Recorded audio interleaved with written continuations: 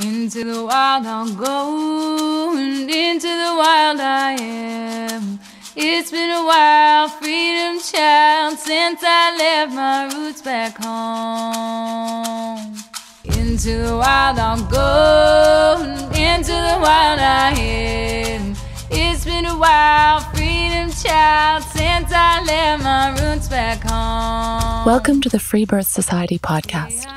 This is a radical space for women who are ready to celebrate their autonomous choices in birth, motherhood, and beyond. Together, we'll learn about wild birth through personal narrative, we'll explore the politics of birth, and we'll analyze everything that relates to our lives as women from a feminist perspective. Here's your host, Emily Saldea. It's been a while, freedom child, since I've left my roots back home.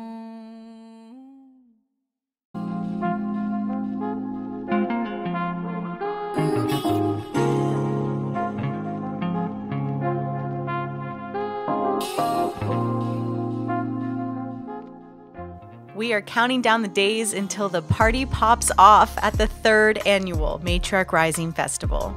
If you've never attended a women-only event before, let me tell you, it's pure magic.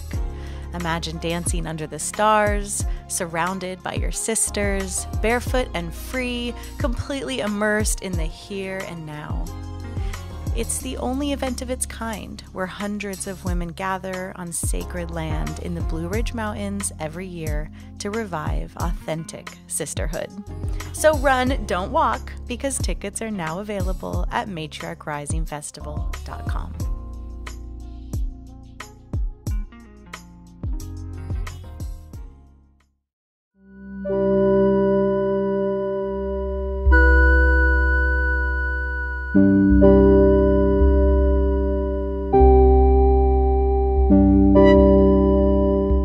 Meg's story starts with a traumatic early birth in the system at 17 weeks with her first son, Shiloh. The dehumanizing experience proved to her that the hospital was the last place she wanted to be. So when she conceived again, she planned a home birth outside of the system with an authentic midwife, me. Meg shares how she learned to accept the intermingling of joy and grief in navigating her pregnancy and upcoming birth. And she vulnerably shares how shell-shocked she was from her baby's fast birth. Spoiler, I missed it. And how she was left physically and emotionally rocked, wondering, was that it? Meg's story offers insight into how not all free births are the peaceful Instagram videos you see, but are far more real, raw, and primal. We touch on her initially challenging breastfeeding journey and the trust that she felt in her body and her baby to find their way.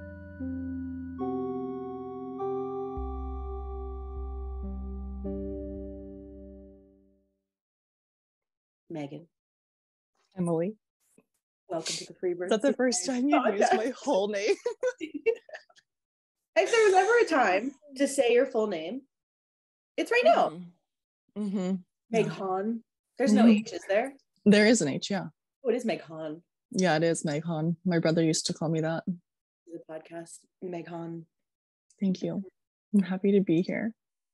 It's kind of been a wild ride. Oh boy, has it ever. I mean, I'm thinking of the time, let me just hide that self view. I'm thinking of the time that did I meet you at that circle at my house? Yeah, that was our first meeting in person. Mm-hmm. So much has happened in your life since that circle, which in some ways feels like it was just a couple months ago. Yeah, so much had just happened, and then so much continued to happen afterwards that, we met at such a tumultuous time in the storyline of this whole progression. How many months past your loss were you when we met? It happened in February, and we met, I think that was May, right? It was either May or June. So 3 months, not even 3 months, because it was the end of February. Yeah. Wow. So Yeah. start us wherever you want. I mean, stories, you know, kind of operate on a continuum. So there's no like obvious start point, you know, for a lot of this, but wherever your story wants to begin in the telling of it today. And yeah, you're going to share your wild ride of your pregnancies and healing your thyroid, which is so amazing, and free birthing your baby and yeah, 5 seconds and ooh, it's just a lot. Like, I feel like it's interesting because you don't strike me as, I mean, we're obviously very good friends. I know you pretty well, and you are not like a very intense person. That's not like a word I would use for you. I mean, you feel deeply, but you're not like a dramatic, not like outwardly. Yeah. And you have, not that I'm like making one equal the other, but you've had like some pretty intense experiences over the last 2 years or so. So anyway, I'm gonna start talking. Tell us your story. Okay.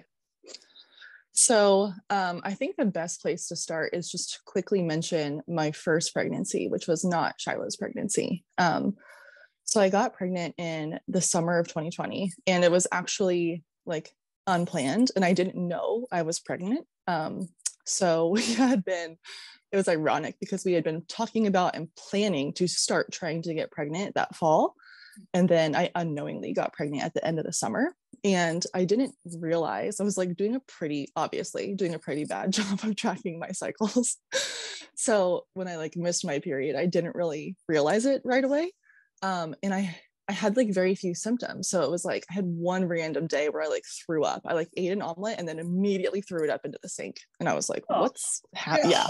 Sorry. I was just like, whoa. As a whole other like visual. Yeah. Like, you know, like you finish your meal, you're like taking your plate to the sink and it's just like, oh. Here it comes. Never happened to me, but wow. Okay. And but that was the only time that I like was nauseous or threw up or anything. And so it was just like this weird thing that by the time I realized like, oh my God, I think I'm pregnant, I had like stopped having any symptoms, and then I miscarried. So it was a pretty early miscarriage, and I had only known about the pregnancy for like a week or two. So the important thing I think to like know about that experience is that the actual like pregnancy release was so intense, and I was not expecting that. Like, you Google, you know, when I realized that I was miscarrying, you like, you know, you like Google stuff like, and all the things online are like, oh, it might feel like a heavy period if it's an early, you know, first trimester miscarriage. And that is not at all what it felt like. I mean, it was like contractions and intensity. I think I've told you this before, that I'm pretty sure I like blacked out on my kitchen floor at one point, because I remember like coming to and being like, where am I? And like, what is happening? You alone? Yeah, I was alone. Joey was at work, and we just like didn't know what was going to happen. And then the strangest thing to me was that it happened on 2 different days, 5 days apart. So I had this whole experience of the intense cramping, the contractions, the blood loss, the clot, all, you know, releasing clots and everything. And that went on for like a 12-hour period. And then it like kind of tapered. And then the next few days, it was just like, whoa, you know, kind of reeling from that.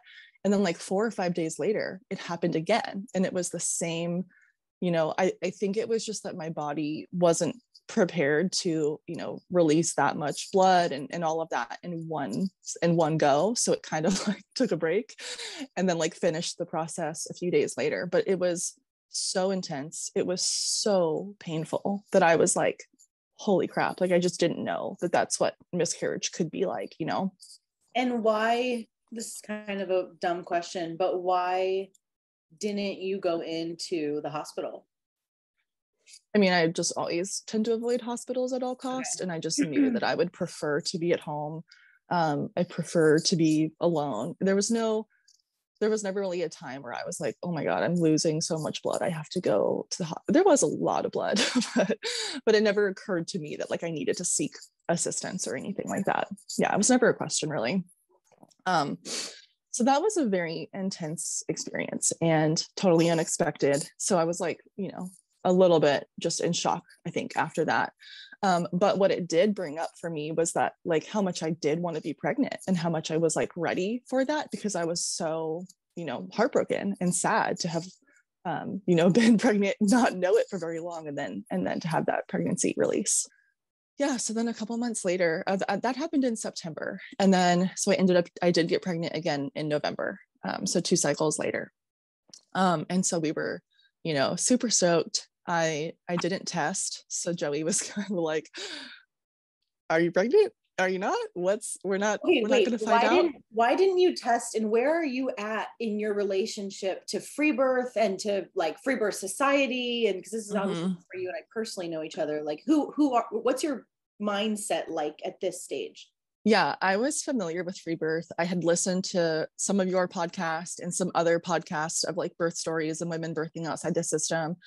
And I didn't test because I'm just so crunchy and natural. And that's what you do, Okay. Love it was that. like, I wanted to experience, what pregnancy could be like without all of the stuff. I was not planning on having any ultrasounds, was not planning on, doing any testing or anything. Yeah. And so yes, I was familiar with FREEBIRTH, but I wasn't at the place where I was ready to fully commit to doing that on my own. So I did hire a midwife for that pregnancy. And yeah, I interviewed her and I told her that I was considering FREEBIRTH, but I wasn't 100% sure. And she was kind of like, she was like, yeah, okay. She was like, maybe, have some support for your first birth. And then maybe next time, and that was really my mindset too, is I'll have support for my first birth.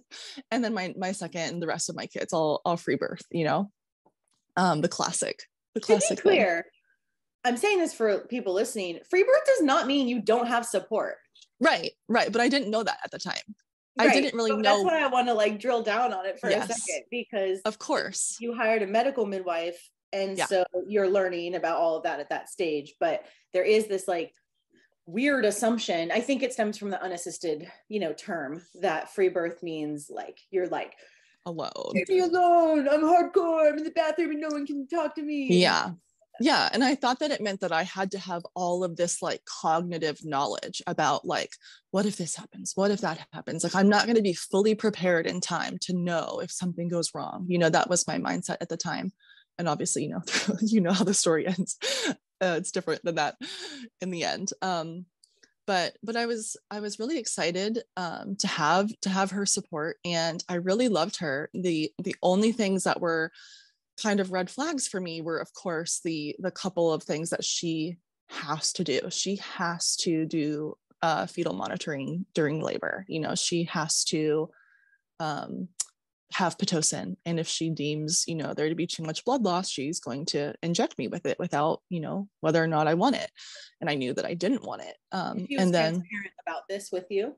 Yeah, she told me straight. The first meeting, she said there were 5 things that she said that she could not bend the rules on. And I can only remember 3 of them because there were 3 of them that I had an issue with. So it was those 2 things. It was the fetal monitoring, the Pitocin, and then she would have an assistant with her who I would not get to meet prior to the birth. Which that one is not like a policy and procedure. Like she could introduce you. That's just, and so many midwives do this. And it's so bizarre to act like I understand physiological birth, I do home birth, and I'm going to bring someone into your space that you've never met. And that's just how I run my practice. Yeah. And I was really uncomfortable. That was the biggest thing, actually, that I was really unsure about and was nervous about someone coming into the space and never having met me, not knowing anything about me. I was really uncomfortable with that one, but I was willing to, accept those terms in order to have what I thought I needed as far as, support for the birth. So yeah, but I only met with her. I interviewed her early in the pregnancy, and then I met with her. I think it was like a 12-week appointment or something, and then that was my only interactions with her, really. So the story ends around 17 weeks. I really enjoyed, my first trimester, and going into the second trimester, I had been super nauseous and a lot of vomiting first trimester, like more than this last pregnancy, which was not fun. But going into the second trimester, I felt, a lot better, was getting energy back and everything. And then it was like right around the 17-week mark that I had a couple of days of like some cramping. And I was in a Facebook group, the like Facebook due date groups that exist. And so I went in there and, asked the women, has anyone else experienced this? I'm unsure about it. And so there were like immediately like 10 responses of like, oh, it's super normal. Cramping's so normal. It can happen all the time, blah, blah. And I was just like, okay, yeah. And so the thing is, I had a meeting with my next midwife appointment was scheduled for that Monday. And this had started on like a Friday evening. And so I was like, well, worst case scenario, if it's still happening on Monday, I'll just check in at my appointment and we'll, take it from there. But the cramping kind of intermittently was, more intense, less intense throughout the weekend. And then Sunday evening, I went to bed. I was exhausted, just having been uncomfortable for a few days. And I woke up in the middle of that night with the cramping had intensified a lot.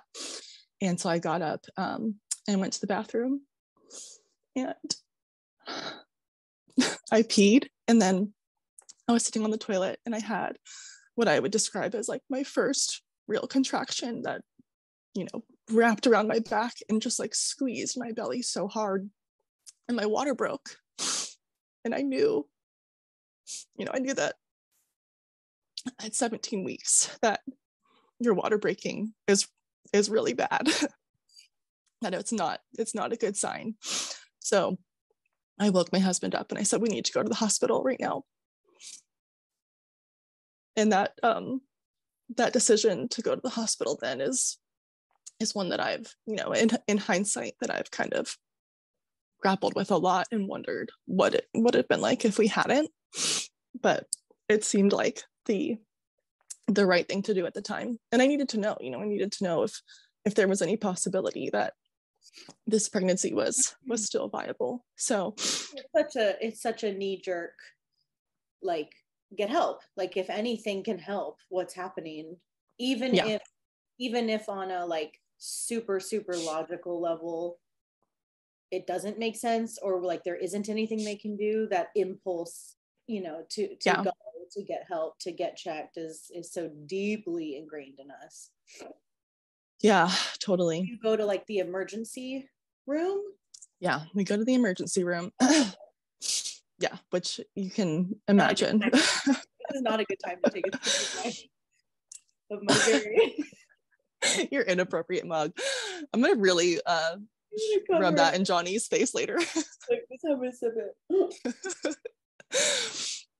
Oh yeah. The emergency room is not where you want to be if you're experiencing anything with a pregnancy, really. I mean, or anything ever. But yeah, that was rough. I mean, I've wished so many times that I could like go back to that hospital and just like give them some tips on like sensitivity training.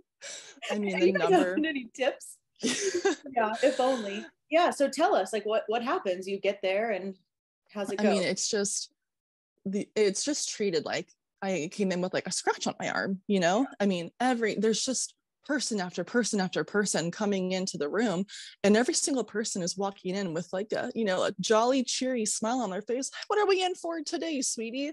And I'm just having to say over and over and over again that like, I'm 17 weeks pregnant and my water just broke. I've been having cramping for a few days. And so it just is like, mentally and emotionally, like so draining to do that over and over again.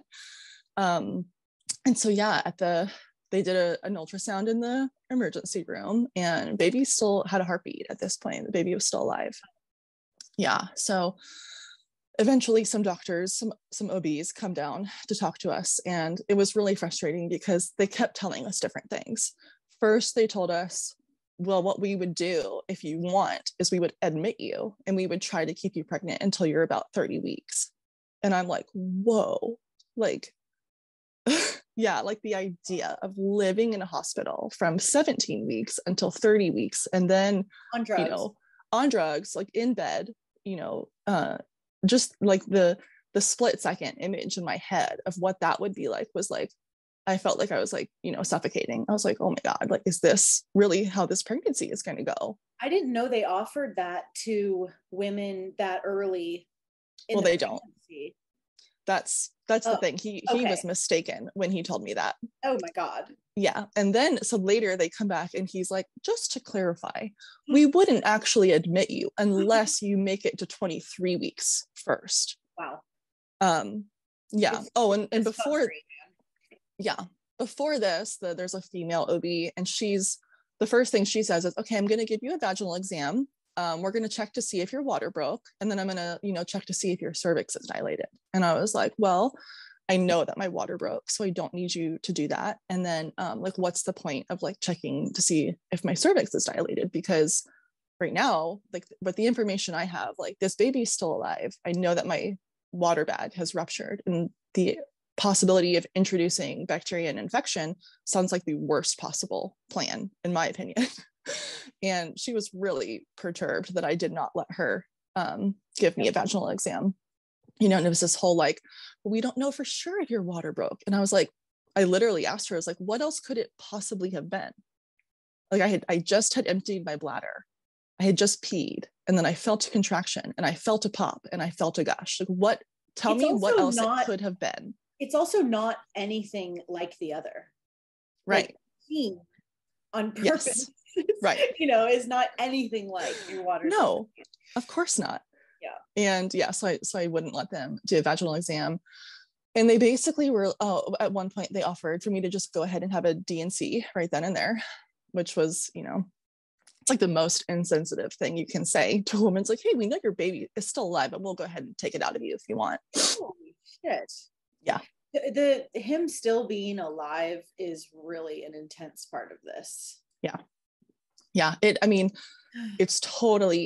a totally different thing than if he had, already died and we were just, experiencing the beginning of a miscarriage. Because at this point I didn't know. So I was diagnosed with PPROM, preterm premature rupture of membranes. And so immediately I'm like researching, like Joey and I both on our phones, like, what is this? What does this mean? Like, what, is there anything that can be done? And I actually did find, like, I found a lot of women's stories who had PPROM in the second trimester, like I did, whose babies survived. Like they made it to a point in gestation that they were able to, be born and lived. So I had hope. Like I had, my thoughts were like, if we can, and I knew, theoretically that like waters can replenish in the womb.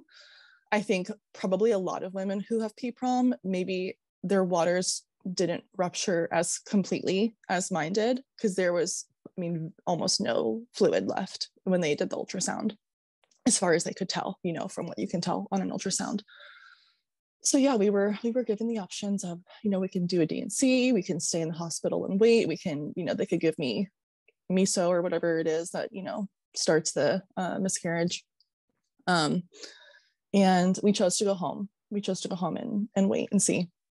So we went home. So we were there, from the middle of the night until like midday the next day. So we went home that afternoon, and I was, of course, just like researching like crazy, what do I do from now on? And so I was just resting and trying to hydrate and, keep as many fluids as I could. But I really, ended that day with hope, thinking that it's possible that, that this could be okay.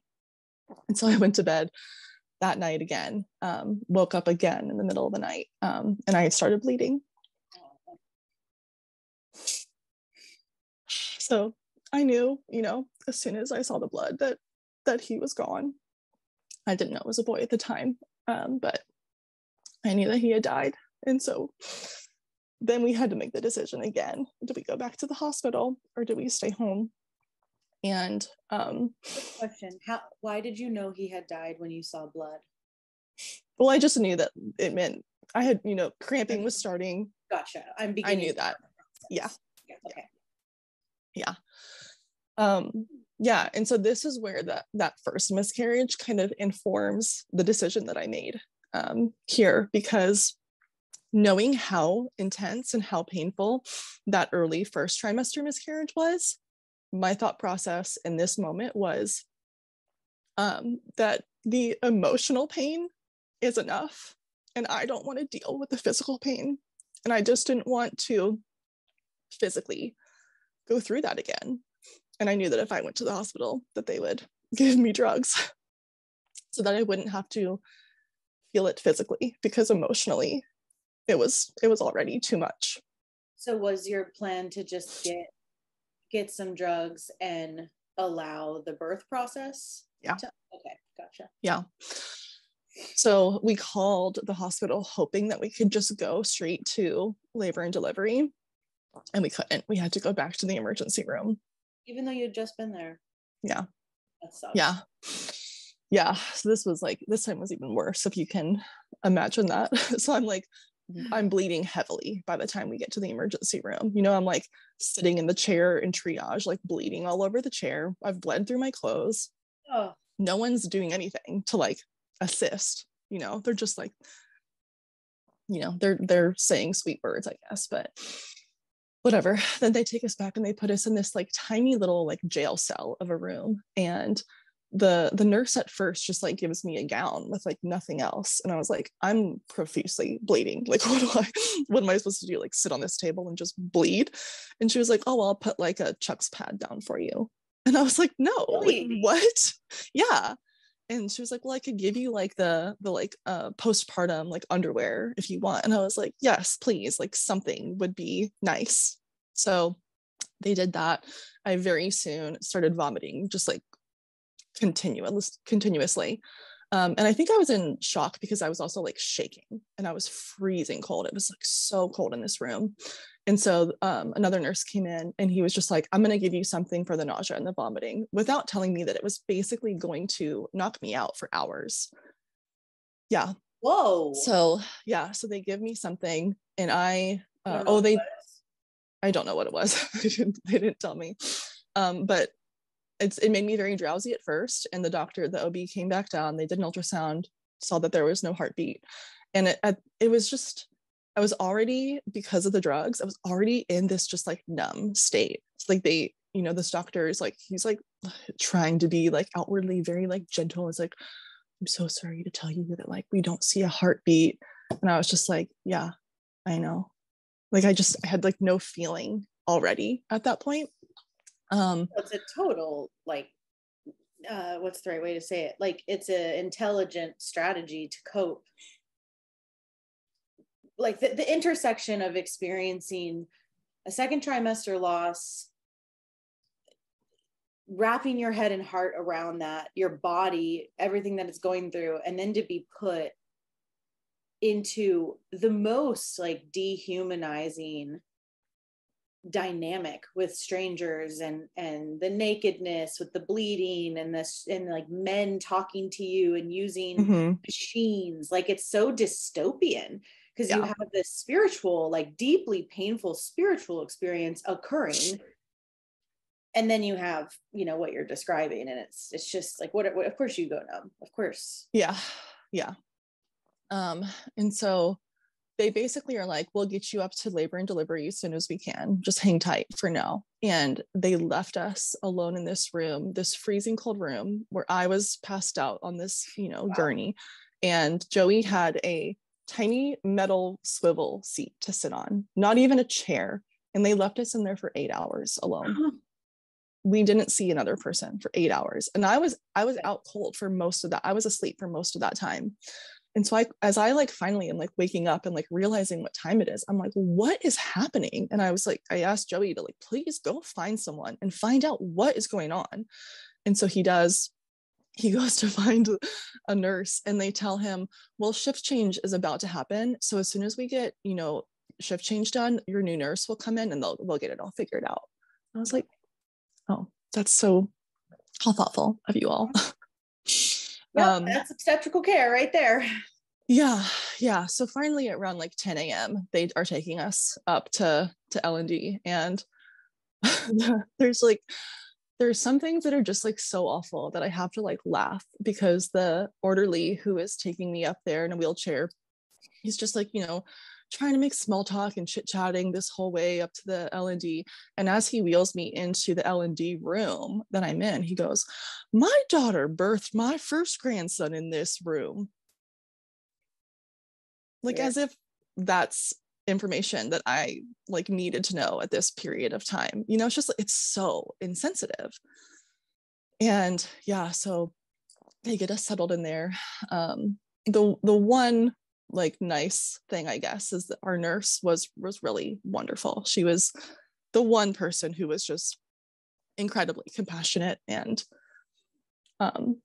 yeah, just, you know, had some sort of sensitivity to what we were going through.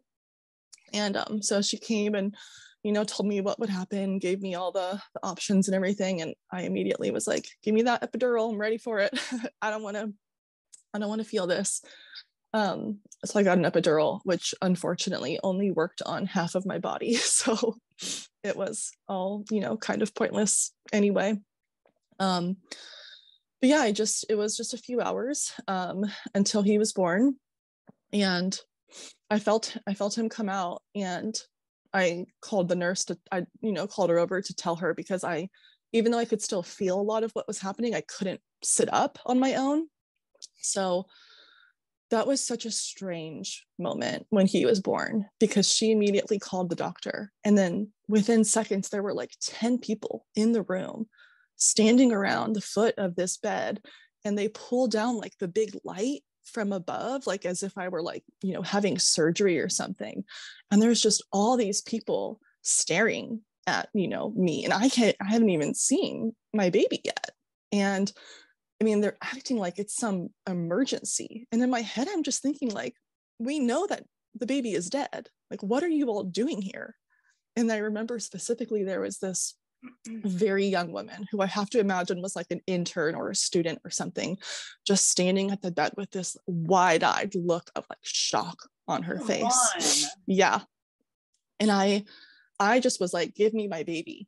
And one of the doctor who had picked him up, everyone just froze and they all looked at me. And I was like, give me my baby. And they literally were like this.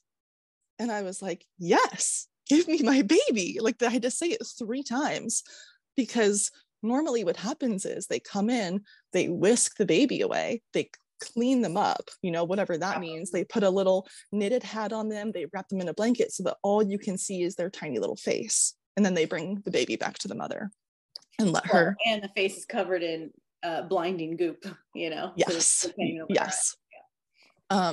And so I'm, in hindsight, like knowing how most women experience this, I'm so glad that we immediately, you know, got to hold him, because they eventually did that. They did eventually take him away and clean him up and put a hat on him. And he came back and he looked so different after that. So, you know, one of the more thoughtful doctors was like, okay, you know, they want some time. Let's all get out of here. There's nothing to do or see at the moment. We'll come back later to, you know, make sure the placenta is birthed and everything. Well, and that's part of why so many people came in, is to get the, as fucked up as this is to say, to get the experience of seeing a 17-week. Right. Loss. Right. Totally. That's why they were all just standing around. There wasn't actually anything to do. And if it was a teaching hospital, which it sounds like maybe it is, you know, it's really sick. They get like excited to see all the little anomalies. And what was it like to receive him and see him? I mean, there was definitely like an element of joy and love, because he was perfectly formed. I mean, he had perfect little eyebrows and fingernails and toenails, and he had really long legs. I couldn't believe how small he was, but Joey couldn't believe how big he was, which is just, you know, it's just funny how your perception of what you expect is going on inside the womb at 17 weeks can be so different. But I mean, it was gut-wrenching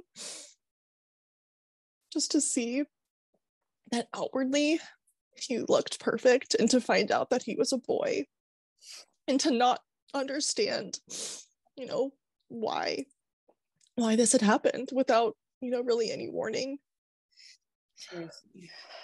But yeah, we really savored that time I asked Joey to take some pictures of him and of us together, which I'm so glad we did, because like I said, he looked so different once they brought him back. And they take photos for you that they like email you, and it just looks like a different being, like he looked different. So we have those pictures of those few hours that we had alone with him, which I really treasure. I don't know if you'll be able to see this, but I have his handprint footprint. Oh, can you see that? Little. Yeah. He actually had pretty long feet. He was 9 inches long, 5.8 ounces. Yeah. Oh, yeah. So it was really intense. And then we had to decide what to do with his body. And this is something that I really want to speak about, because I don't think we fully understood our options, and I would have chosen differently if I knew what I know now. So there were 3 options. The first one was you could donate his body to science, which was a hard no for us. The second option was we could have him sent to a funeral home and get his body and his remains from the funeral home. And then the third was that he could be cremated there at the hospital, and we would not get the remains. And we at the time understood that second option to mean that we would have to have a funeral in order to have him go to the funeral home and be able to bring his remains home.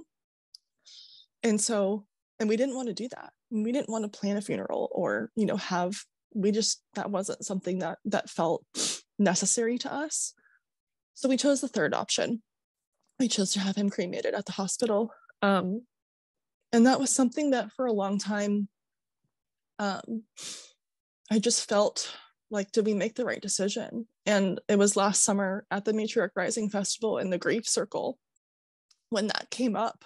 And I realized that I was really grieving the fact that we didn't get to bring him home, that we just left him there. And I later found out that most funeral homes will receive and cremate the body of a stillborn or miscarried baby for free, and you don't have to do anything. So I want women to know that option is actually pretty easy, and that we could have had him cremated and kept his remains, even though it would have been like this much. But it would have been nice still to bring him home. Totally. Yes, it is important for women to know that. And my understanding of it is that for most states that I know of in our country, a licensed funeral director has to transport the body, but they can transport it to either a funeral home or your home. And so when I have done bereavement work in Los Angeles, we had a funeral director who would just be the middle woman to bring babies home, which is just a whole another layer of no one will ever say that at the hospital. We had no idea. Even right. But there's even one, not that I don't know what you would have wanted in this situation, but just since we're talking about things women don't know in dealing with loss in the system, don't have them take your baby and wash them and do all the stuff. They come back smelling weird, and they're, they look different, like you said. And you have the funeral director is just the licensed kind of bodyguard to transport and essentially handle the body. That being said, though, in some ways, it sounds kind of weird to say, but I'm kind of surprised that I'm grateful to some degree that this hospital really treated Shiloh like a real baby, because the 20-week mark legally is the shift, as I'm sure of paperwork and death certificates, and with some some funerals won't do a baby that's younger than 20 weeks and onward. So it's that little card you just showed me, that's not something always offered to women having second trimester losses. so I'm glad that they did, you know, like personify or like make, you know what I'm saying?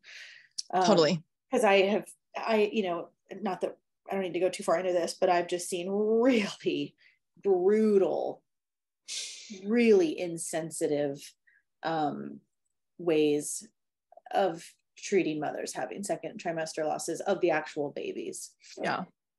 Yeah, that was nice. They sent us home with this whole like little box of, you know, like the photo, like a CD of the photos, the card with his handprint and footprint, and they actually take like a mold print. With larger babies, they'll do just the thumb, but they did his hand, which they sent off, and then I got a necklace in the mail with his handprint. Sweet. Yeah. And they'll engrave the name if you have a name. We didn't have a name picked out because we didn't know if he was a boy or a girl, and I was only 17 weeks. So our nurse asked, and that was one of the only like kind of weird thing with her was she was like, "Do you have a name picked out?" And we were like, "No." And she was like, "Oh, do you want to choose one?" And we were like, "Not right now." Yeah. Wow. Yeah. And so, yeah, I mean, I think the hardest thing was there just came a moment where we had to decide, okay, we're done. We're going to give him back and we're never going to see him again. Yeah. And then we just, you know, it was like another hour or two of just me, you know, recovering. Oh, they had to like pull the placenta out, of course, which was horrendous. And then they wouldn't let me leave until I peed on my own, which took a couple hours. So I finally, you know, finished the whole process, and then we're headed out of there. And this was like the cherry on top of the whole experience, as Joey had gone to get the car. And my nurse is, you know, wheeling me out in a wheelchair. And as we pass by the nurse's station, one of the nurses congratulates me as we're leaving. Yeah. And I was just like, wow. Yeah, that is high volume care, you know, because they can't keep track, you know, in sensitive hospitals at best, they're putting a little, they put a little different color thing on the door so that the whole staff walking in, because none of them know you and none of them are keeping track, know that it's a bereaved mother. Yeah, it's so brutal. It's one thing to experience loss, and it's another to experience it in the system. Yeah. So that was that. We left the hospital, and then we just are like thrown into this whirlwind of, you know, navigating this grief of, you know, having lost this baby. And yeah, those first couple of weeks were really rough. And so we came home on like a Tuesday afternoon from the hospital, and Joey took Wednesday and Thursday off, and then he had to go back to work on Friday. So it was a pretty short, you know, period of time that we got to just be together. That first night we did sit down and choose his name. And that felt really, really important for us to be able to, you know, honor him and still talk about him. Yeah. And so I was just kind of left in the wake of this with like just so much confusion about what happened. Yeah. Why did it happen? And then this other layer of like, you know, who am I? Am I a mother? Am I not? That was a really hard question for me to work through, you know, because people would, you know, I'd meet people, you know, even months afterwards, and they'd say, you know, do you have any kids? And that was just like a knife in the gut every time someone asked me that. And it's such an innocent question, you know, of course no one like means any harm by it, but I learned how difficult that is for mothers who have lost their babies to have to, you know, you have to decide every single time. Do I tell them the truth? Do I bring up all of this emotional baggage and honor that baby? Or do I just hide it and say no and move on, you know? And most of the time I would say no and move on. And just, it felt like kind of like a little piece of my heart being like ripped out every time. Yeah, and so when we left the hospital, one of the doctors, the head of the high risk obstetrics unit, she said, you know what, I want you to make an appointment in 2 weeks and come back, and we can talk about what might have happened and what, you know, your possibilities are for future pregnancies. And so we did that because I thought maybe they would have some answers for me, you know. And of course, that was the most unhelpful thing that we did. We went back, and the doctor who we ended up not even talking to that doctor, but to a different doctor who didn't really know why we were there. And I was like, she told us to make this appointment and come and talk to you all. Like, I thought there would be, you know, that you would have something to tell us. And so she basically, you know, she had been there. I remembered her like from the birth. She was there. And so she remembered, you know, what had happened. And so she basically was like, well, what probably happened is you have an incompetent cervix. And so, you know, she like drew a whole picture. Talk about this part. Yeah. How dare she? Yeah. So she drew me a picture and showed me, you know, how a cervix is supposed to look and how mine probably looked, and how that, you know, caused the waters to break when they shouldn't have. And, you know, it just happens sometimes and we don't know why. And so what we'll do is next time you get pregnant, you'll just come in at 12 or 14 weeks and we'll just sew your cervix closed so that it doesn't happen again. Oh my God. Yeah. Yeah. And so now I'm like also left sifting through all this information of, oh my God, does my cervix not work? Will I not be able to carry a pregnancy past, you know, the second trimester? Because I had no other information. I had no other reason for like why this could have happened. You know, I'm doing all this research on PPROM and how to prevent PPROM. And, you know, now I've got this, you know, incompetent cervix diagnosis added in as well. Well, and there's such a like, you know, confused mix of this concept of diagnosis, right? Because this bitch just made it up. She just made it up, which maybe you could argue is all diagnoses, but like some are based on actual evidence. Actual facts. This was, that's probably what happened. And I'm just going to plant that like horrific seed in your brain. Yes, totally. So yeah, that decision to go have that meeting, really, I had to do so much work to undo all of that, you know, those ideas that were planted in our heads after that. And that is, that's where I was when we met. So in the wake of all this, I think I did what a lot of women do, is I am searching high and low for stories that are similar to mine. I'm like scouring podcasts and the internet and YouTube for stories of second trimester miscarriage, because I want to find, you know, other women who have been through this and who understand, because I felt so alone. You know, we were surrounded by so much love and support. We were, you know, so well cared for in this like grief period, but I still felt so alone in my experience. So I'm looking everywhere for, you know, trying to find stories. And what I'm mostly finding is women who experience second trimester loss. Most of them do get the D&C, or a lot of them don't want to see their babies when they're born. And so I'm not like finding any stories that I can relate to, and that the mothers, you know, having a similar mindset as I was. And so that's when I joined the FREEBIRTH Society membership, because I was like, you know, even if there isn't someone who has the exact same story as me, I know that these women are going to understand my mindset and my choices and my grief, and why this was, you know, why we did things the way we did, and how we're struggling to figure out what our next steps are for another pregnancy. And so that's when we met. It was a few months, you know, I joined the membership, and then you were hosting that women's circle that I went to. And I was really still in this place of having this story of the incompetent cervix, and I'm going to need a cerclage, and we don't know what happened when we met. And I remember very clearly talking to you after the circle about my whole experience. You know, you asked the dreaded question, do you have any kids? And you could tell from my response that there was more to the story than just no. So we got into that. And yeah, you burst into tears. I mean, I'm not making fun of you. But yes, when you ask when they burst into tears. No one will believe that, Emily. That's good information. Okay, we're laughing because we're very good friends. I'm not like, heartless.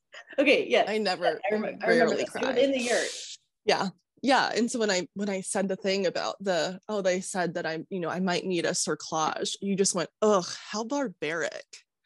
And it was your response that like triggered this thought in my mind of like, oh my God, like, would I actually let them do that? Right. You know? Insane. Yeah. Right. But I had been like the girl who doesn't get the pregnancy test does not sew up her cervix. No. Right. Because some like stranger made up of, anyway. Yeah. Anyway, the long story short version is that I spend a few months trying to, undo this cerclage story in my head. When we finally decide to get pregnant again, I have 2 back-to-back very early losses in August and September. And I find out through those losses that I have a thyroid issue going on, that I have Hashimoto's, and my thyroid hormones are well outside of the range of what's considered normal or safe for pregnancy. And that was a big shift too. That was so big because I could finally, look at this experience and say, oh, like maybe this is the reason, Of course, we'll never know. We'll never know truly what happened or why, but it gave me something else to focus on and to be able to say, I don't need the cerclage. I don't need all this monitoring and whatever, if I can fix the thyroid issue. So that's what I did. I focused for a few months on changing my diet and, the supplements and the herbs and all the things to support my thyroid. And to the point where within a few months, my thyroid hormones were like in optimal range and we felt really good about getting pregnant again. And so in December, the very end of December of that year, we conceived, and I didn't test again. Wow. Yeah. Went into the pregnancy. Oh, there was definitely some nervousness, some trepidation, but I really did feel this overwhelming sense of peace that like deep down, I knew that everything was going to be okay.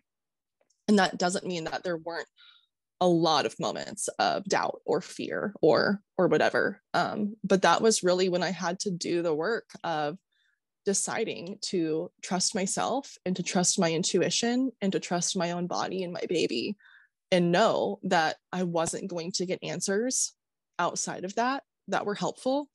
And especially knowing, my history of what I had been through with these previous pregnancies, that if I went into the system, I was going to be so highly managed. Even if I wanted just like one ultrasound, to check that there would be no end in sight of interventions based on what I'd already experienced. So I knew that completely being outside of the system was the only way to really be safe and to have a peaceful pregnancy and birth. And because you would be labeled and treated as high risk,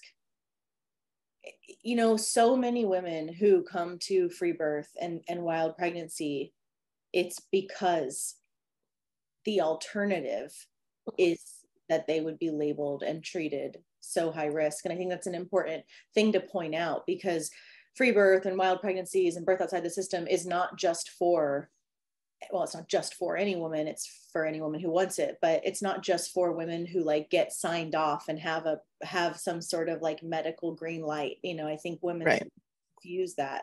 In fact, the majority of the women I've served would have been or were labeled high risk.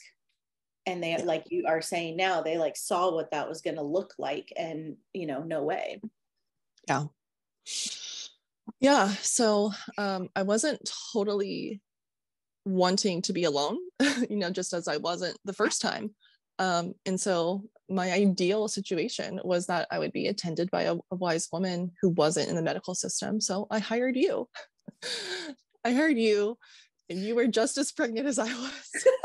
You had me by 2 weeks or something. I think it was 1 week. Yeah, that was really fun too, to be pregnant at the same time. And there was this whole story throughout our pregnancies of, is she going to make it to the birth? Is she not? And is she going to give birth at your birth? Right. Yeah, we had some stories of like us birthing together, like you coming to my birth and then going into labor and us birthing together, which would have been amazing. Joey cooking for 3 families. You in the guest room with your baby. God. Which didn't happen. Ironically, you didn't make the birth, but for wildly different reasons. So I guess I'll just go into the story of his birth. So you have a wild pregnancy. Yeah. Which also is worth pausing on because, obviously the vast majority of women are already having medicalized pregnancies, and even women in the free birth world who experience losses use that as their I don't mean this judgmentally, women should do whatever they want, but they like use the loss story as a reason to not stay on the outside of the system unmedicalized path.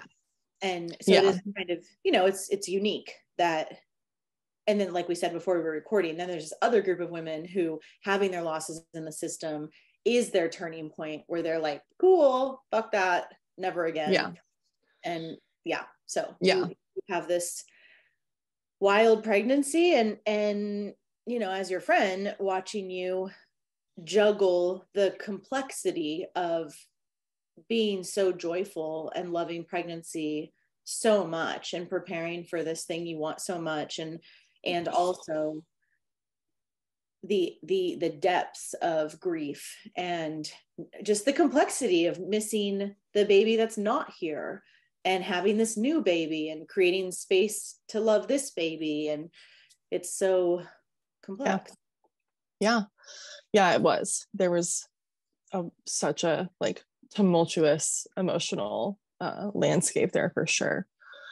And once you've had a second trimester pregnancy is just not the same, I mean, it really wasn't until I would say 33, 34 weeks when I was really confident that like, okay, if I went into labor tonight, I would be really comfortable staying home. It wasn't until then that I really could fully let go of any fear or doubt and relax. That's fair. I mean, I was not like an anxious mess the entire time or anything like that, but there's always in the back of my mind, I just always had this thought of like, this could end at any moment, it's not like you make it past the first trimester and you're in the clear anymore. So that was hard. That was, and I don't know if that'll ever change with future pregnancies either.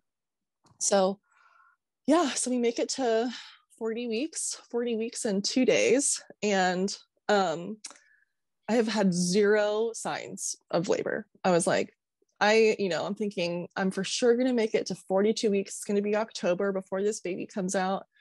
And I wake up on the morning of 40 weeks and 2 days, and I have some very mild like cramping, like not painful in any way, but I like felt it. And I was like, oh, and I went back to sleep. And in my mind, I'm like, my body is finally having practice contractions. Like I'm finally starting to prepare for labor.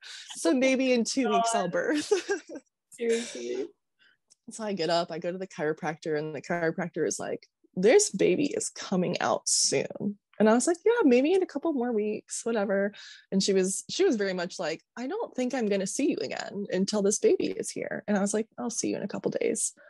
And then I go to the quarry to swim because Joey's off that day and he and his friend are riding their bikes out there. So I go meet them and we're just, I'm swimming, floating in the water, having a nice day. It's beautiful and sunny. And then I come home. We have a Zoom meeting, us and a bunch of our friends. Yeah. And so we have this, and you were like a little uncomfortable. Yeah, right? I remember I like direct messaged you in the Zoom chat of like, I'm feeling these like gentle practice contractions again. And you're like, cool, have fun. So we get off of this, which in hindsight, it's so funny. I was telling our friend Valadia my birth story recently when I was at her house, and she told me, she was like, I totally knew you were in labor. I was like, what are you talking about? And she's like, you were just like swaying and moving through this whole meeting, and like I could just tell. What does that even really mean? Like every woman after what period of weeks is in labor? You know Right. what I mean? Like it's You're you can preparing. stay in that dream state, swaying. I felt like I was in that for like 9 weeks. You know, in this pregnancy. So what is it even? Yeah, it's just so crazy. Okay. I didn't. I very abruptly went into that state. Yeah. So this Fair meeting, enough. this meeting ends. It's what, like 5 o'clock or something. And after the meeting, I'm like, you know what I should do? I should clean this house. Like I should scrub it top to bottom. And I am like cleaning toilets, scrubbing sinks. Like I'm like, this house needs to be cleaned right now. And so Joey's still out like riding his bike, going to breweries and having a good afternoon. And I texted him and I'm like, I need you to come home and help me clean the house. And he's like, okay. You say yes, ma'am. Your 40-week pregnant wife. So he comes home, he walks into me vacuuming the living room, blasting the Cranberries on the record player, and just like, he's like, oh, the vibe's pretty chill. And he's like, what do you want for dinner? And I was like, I'm not hungry at all. I don't even want to think about food, which also should have been like a sign. Very unusual. Yeah, right. Also, what women don't know listening to this is Meg's husband is like a top level chef. And yeah. So he's got to deny food made by her husband is a bizarre move. Totally. I was like, yeah, I don't want anything. We make him make us food down here that she brings when she visits. Yeah. So that should have been a sign. Anyway, so he's like, well, I'm pretty hungry. And I was like, well, you like get whatever you want. And if I am hungry later, like I have food in the freezer that I can heat up. And he's like, all right, well, like, are you cool if I go get a pizza? And I'm like, yeah, go get a pizza. That's fine. I'm going to get in the shower. I'm all like sweaty and gross now. So I get in the shower. And this is when like things change. And this is when I call you for the first time. And I'm in the shower and I'm like, whoa, these like, gentle practice contractions, this like light cramping that I'm experiencing has like really intensified. And so I'm in the shower for probably a good 30 minutes or so. And then I call you and I'm like, just want you to know that like this has intensified. It's really picked up. And I think it was like I was starting to have to like pause and like breathe through them at that point. And you were like, cool, this is a great sign. You're like, maybe sometime tomorrow we'll be headed your way. And you were like, make it as chill as possible, sleep as much as you can tonight. You're gonna need the energy. Hey, and I'm you like, never know when that advice is gonna work. So I'm like, yeah. Yeah. I'm like, great. Okay. Sleep and chill. Yeah. That's what I'm going to do. And so I get out of the shower. I get out of the shower and I'm like, I dry off and I think I just put a bra on and I am like sitting on my bed and I'm like, a contraction comes on. I'm like, nope. And I'm like standing up. Can't sit down. I like try to like lean back. And I cannot do anything during a contraction except stand and lean on my nightstand. And I'm like leaning with putting as much weight as I can in my arms and just like letting my like hips and my abdomen and my lower body just like be as loose and relaxed as I possibly can. But it's really intense. And so pretty shortly after that, I start vomiting with contractions, which sucks. Like it's so awful. There are a few things that I've experienced in my life, and I've experienced a lot of discomfort that match having a contraction while vomiting, squatting in front of the toilet. Oh. Yeah. You go from like 1 to 10. Yes. Oh, so quickly. And the contractions are coming so close together. And that was the thing that really kind of threw me was I was like, there was no break. I mean, I wasn't timing anything, but looking back, Joey and I have talked about it. And we think that it was like 15 seconds between contractions, maybe 20 sometimes, but it was bam, bam, bam. And so yeah, I texted you and Brienne, our other friend, who was kind of our second person and our backup if you were also in labor. And I was like, I'm throwing up now. And you were like, oh, it'll pass. And I'm like, okay. I mean, technically it did. Totally. It happened and then it stopped. Yeah. And so I'm having these thoughts of like, oh my God, like if I have to do this for 12 hours, 24 hours, like I can't, I physically will not be able to do this for that long. So I had like a little moment of panic of like, take me to the hospital, like give me an epidural stat. I didn't say that to anyone. Oh, and the backstory here also is that Joey had asked me what I wanted to eat, for the birth. And so when he realized that I was probably in labor, he's come home from getting his pizza. Things are wildly different than when he left. And I told him I wanted lasagna. So he's like in the kitchen trying to make lasagna. So I'm all alone during most of this. At some point, I'm like, forget the lasagna. And he's like, I have forgotten the lasagna. It's long forgotten. He's getting the birth tub set up, the otter pool.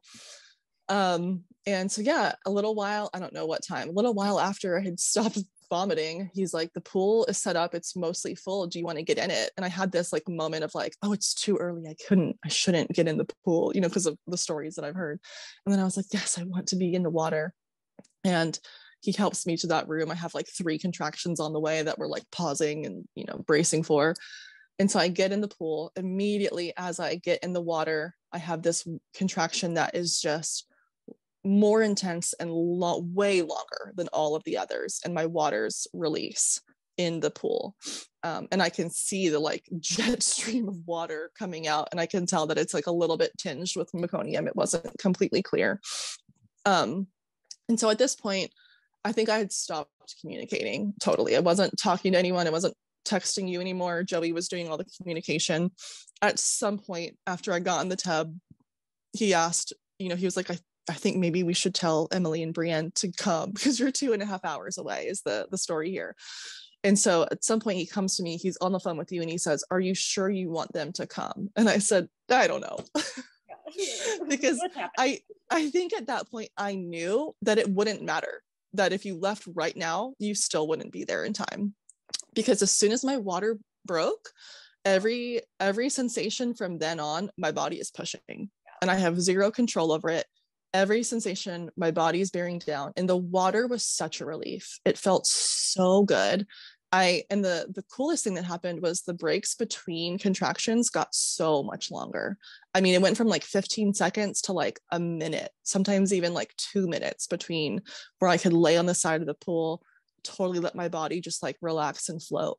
Yeah. And so I'm pushing. At one point, Joey asks me if, I think he was talking to you again, or maybe, I don't know if he was or not, but he asked me, can you feel where the baby is? And so I put my fingers in to feel. And this was the only like moment of like confusion or fear that I had. And when the head is in the birth canal, the head skin is all scrunched up.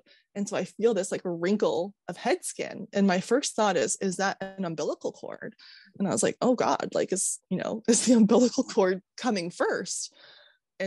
But I didn't say anything to him. I just was like, that's interesting. And I like waited. And then the next contraction, it felt a little different. And I was like, maybe it's a butt. I think it's a butt coming first. And so I didn't know what was happening. And I'm not communicating with Joey at all. I haven't said a word to him, I don't think, since I got in the pool.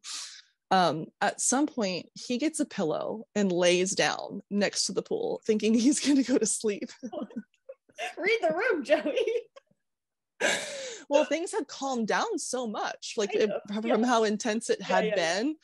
He's like, oh, it's slowed down. We're going to have a break now. So he thinks he's going to like rest because he's been out like riding his bike in the sun all day. He's exhausted, And but I mean, I think I was in the pool for maybe an hour, but the contractions had spaced out so much. It was only like 12 or 14 contractions in that hour that I was pushing for. And then it was just all of a sudden, in my reference point, from what I remember, is I was totally caught off guard by, I had a contraction that again was much stronger and much longer than the previous ones. And I pushed his head out all in one. There was no like crowning, going back in that you hear about, it was just a contraction, head out, and I lost my mind. I mean, it was the intensity. It was so painful. I was on my knees leaning forward. And then during that contraction, I leaned back, like trying to get away from the pain, and ended up like leaning backwards in like a lunge position.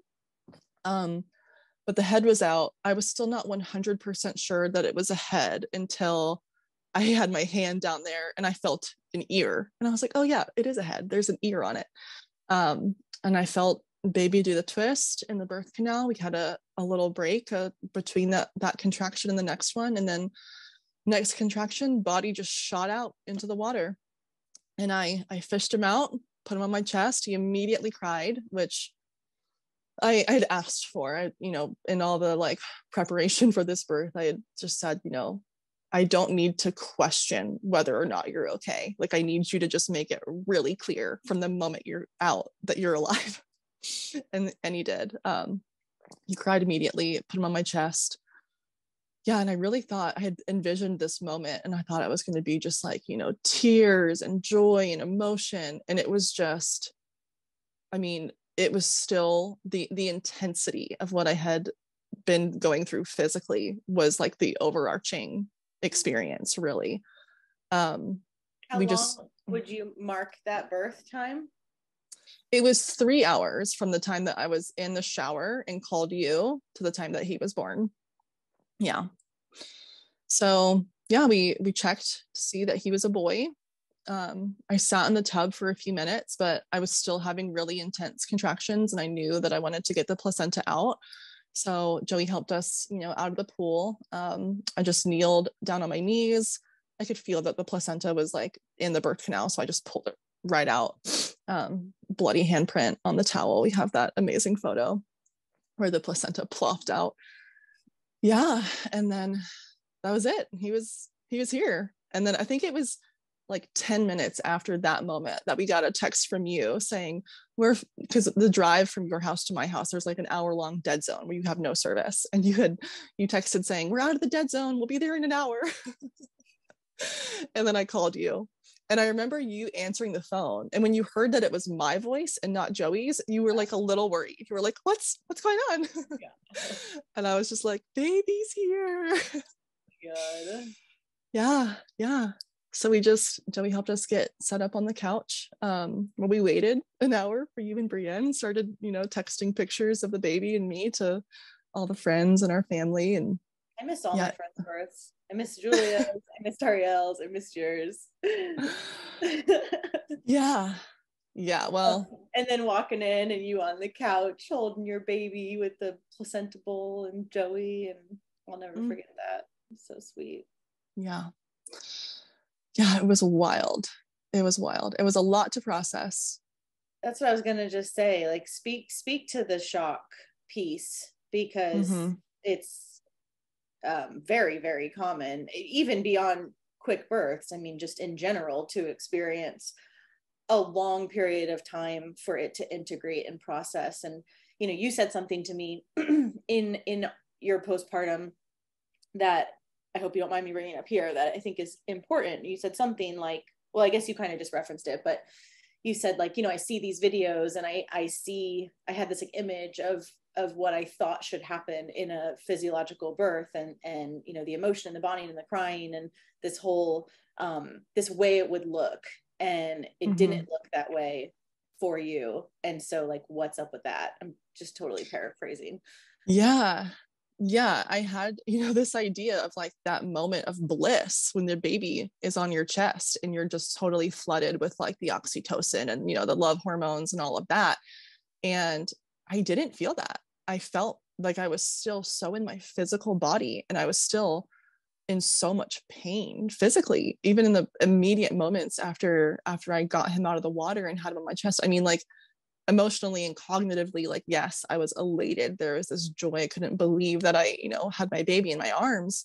But physically, I was still being pulled back into my physical body so much by this intensity of what had just happened and the pain that I was in. And so, yeah, there was this processing after the birth of like, I felt kind of robbed of like what I went through, the totally undisturbed physiological birth, and I didn't have this like moment of bliss. And I had this moment of questioning, like, did I even have the like normal hormonal cascade that's supposed to happen? Because I didn't feel it. And you totally, reassured me that like, of course you did, of course everything that was supposed to happen physiologically did happen. And like, yeah, sometimes birth is just more physical for some women than it is anything else. Well, and I think an important distinction here is whatever your moment of bliss that you made up was going to happen might not have happened, but that doesn't equal that the like cascade didn't happen, right? So and also, have you had it since? You know, have you at any point in your postpartum, have you one or maybe infinite amount of times experienced the thing you imagine you feel right after? I imagine, yes. Yeah, of course. Right? Yeah, many times. Because a lot of women will critique themselves in that immediate postpartum hour and be like, it you know, this is why I wanted to speak on it, because it's something I hear a lot of women comment on, that like, oh, you know, I didn't cry, I didn't throw my head back in glory, you know, I just was so fucking relieved it was over, and I was in so much pain and I had no idea what happened and I was still upside down.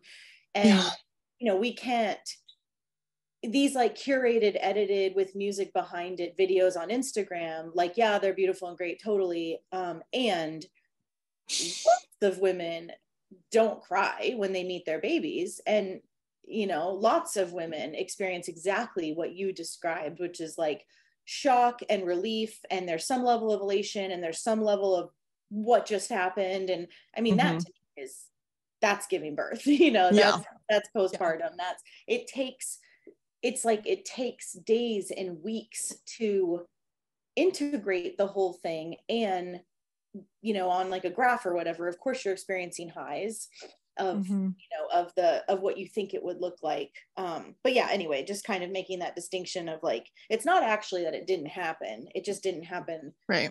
It didn't look the way you thought. Yeah, and you've seen my the juxtaposition of my immediate birth with background music in the reel that I made, which is very different from the sweet, lovely, you know, ones you see on Instagram. Well, and women who have fast births, and also I see this with women in second births, when their first one was long and then their second one is quick. Like, I experienced my own version of this, even though mine was 6 hours, so mine was twice as long as yours. But I just felt like that was it. Like that was the birth. Whoa, you know, and it took a long time to feel like it like all came together in my psyche. And so I think, and I see that with, I'm thinking of Julia too, who had the 40-minute birth, you know, of just like, like labor starts and then there's a baby in my arms. What? Right. Yeah. Like, I didn't even have time to really even notice that I was in labor, which sounds stupid because I was doing it, but like there was no time for like any thought process at all. Yeah. It was. After my birth, I called Yo and I was just reeling, and she was like, you know, everyone's got it all wrong. Like, the long births are the easy births. The long births, you have so much time to integrate and to understand where you're at, you know, in the process, and to adjust to every phase. And with fast births, you know, everyone like, you know, will gaslight you. And as you try to tell them that it was really intense, or that it was really chaotic, or that it was really even traumatizing or shocking, they're like, but you're so lucky you got such a fast birth. Everyone thinks a fast birth, like, you know, maidens or women who are pregnant will be like, I'm just hoping for 2 hours, like just as quick as possible. And I'm like, damn, I wouldn't wish that on anybody. Yeah, having experienced it now, I wouldn't either. And so many people in my life have, you know, as I've told them what happened, you know, the birth story, their response would be, oh, I'm so glad you had such an easy birth. And I'm like, whoa, what about that story makes you think it was easy? Like, it was insanely hard, and it was extremely traumatizing. Like, I still haven't even watched the birth video with sound. Like, I still don't even feel prepared to do that, because it was like, whoa, the reeling that my like mental and physical body went through afterwards. And yeah, my healing afterwards was so intense, which is something I wanted to mention. Like, I couldn't walk normally. I couldn't stand. I couldn't be on my feet for more than 5 minutes, even like 6 and 8 weeks after the birth. It was so intense. I mean, my pelvic floor, I told our friend Adelaide that I felt like my pelvic floor had been bombed. Like, it just felt annihilated. And which I'm still like working on, you know, it's still not great. And I think that the intensity and the fast birth had a lot to do with that, and how hard my postpartum healing was. Yeah, it was really, really difficult. So the nursing was a huge struggle. He had a lip tie, tongue tie, and both buckle ties, the cheek ties. So I had never really known about buckle ties. I knew to look for the lip tie and the tongue tie, but I wasn't really familiar with buckle ties. And it was his buckle ties actually that were the most intense and that were keeping him from being able to open his mouth wide enough to latch well.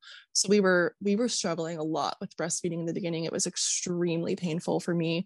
How old was he when you got those tie diagnoses though? He was 2 weeks when we got the diagnoses. Okay. And he was 6. Is that right? No, I'm sorry. He was 4 weeks when we got the diagnoses. He was 6 weeks when we got them revised. And my advice to anyone who has the option would be to revise them as soon as you can. So many people say to wait and to do all the body work, which we did. We did craniosacral and the chiropractic and all of that. But immediately when his buckle ties were released, he could immediately open his mouth so much wider, and it changed so quickly. It wasn't perfect. Like I still, even to this day, sometimes experiencing pain while he's nursing, and now he has a freaking tooth, which is, not helping. So, but it improved so much so quickly after the ties were released that I wish we had done it as soon as possible. Yeah, so that was hard. So you and I also just grinned and bared it for 6 weeks and just we eventually crying. Oh yeah. I would like, it's such an awful feeling to dread your baby waking up, because that you have to nurse them and it's going to hurt so bad. Like that was brutal. It was really hard emotionally as well as physically. We eventually I started giving him one bottle at night in the middle of the night. Our one of our middle of the night feedings, Joey would feed him a bottle just to give me a break where I could have, instead of 2 hours between feedings, like 4 hours between feedings, just to like give my nipples a break. And that actually, I think mentally helped a lot. I was really resistant to the idea of using a bottle at all. But once we did, I was so glad. Yeah, it was my milk. I was pumping. Pumping was so much less painful than the nursing. So it was, that helped a lot. And just knowing that we had the option that like I could still feed him my milk with a bottle was big. It was really, really big. But we persevered. And yeah, he's doing great now. Yeah. The other thing I wanted to touch on quickly was just like the emotional processing of, processing this birth and, this baby coming, but also having this postpartum with this baby brought up a lot of my grief about Shiloh too. And I really kind of grieved again, everything that we missed out on with that baby. It was really, as high as the highs were with Wiley, our son, that that is here with us at the same time, I was thinking like, what would it have been like with Shiloh? So there was this big spiral back into that grief space, which was kind of beautiful to remember. It's also, this week is his birthday is on Thursday, so it's just very feeling very potent and fresh right now for us. But yeah, that brought back up a lot of the grief and what we experienced in that postpartum during this postpartum. So there was a lot of emotional highs and lows there too. Mothering. Yeah. Well, maybe I'll attend your next birth. Hopefully the next birth, I'm praying the next one is longer. Yeah. And maybe we won't be pregnant at the exact same time. Yeah, I kept saying that like we did not plan this well. We really didn't. It's so funny looking back how that happened. I loved being pregnant with you both, and I did too. And all three of us had like kind of gnarly births, and all of us were like, "What is going on?" Like we all just were reeling after our births for really truly. So and it's so nice. cool. I'm glad like one of us didn't get the ecstatic birth. We were all like, nope. what just happened? Yeah. And now we have these 3 little boys who are all within 2 weeks of each other, which is so cool. It's going to be so fun to like watch them grow up together. Yeah, we have to do a joint birthday. Yes. Love you. I love you too. Proud of you. Thank you. Yeah. Thanks for letting me share all my stories. Yeah, of course. And that's it for today, my sisters. Check out everything we do, including one-on-one and group coaching, learn about our private membership, in-person retreats, and more on FreeBirthSociety.com. Our online courses are on FreeBirthSocietyCourses.com, including our flagship course, The Complete Guide to Free Birth. Don't miss the Radical Birthkeeper School if you're ready to become the authentic midwife that women are searching for. Together we rise, and the revolution starts inside each of us. I'll leave you with our Free Birth Society theme song, Wild Woman by Aruba Red. I honor you for the wisdom you held, the ancient traditions of plant medicine and womb magic. I feel the spirit of the ancestors as I place my hands upon my belly. This sacred portal will be honored. Eons upon light beams of survival, withstanding the eradication of our power by design. I will not allow the separation of our young to be forced upon me. My sisters will no longer birth in captivity. The picket line redefined from burning our wild women to paralyzing us and drugging our babes. Strapped down in a clinical white bed, drying up the milk from our breasts. Keep your needles. My family will never again be doomed to chase those dragons or your poison. We reject your fear. We choose love. Everything with intention. Death, ascension. I will fly and bring her back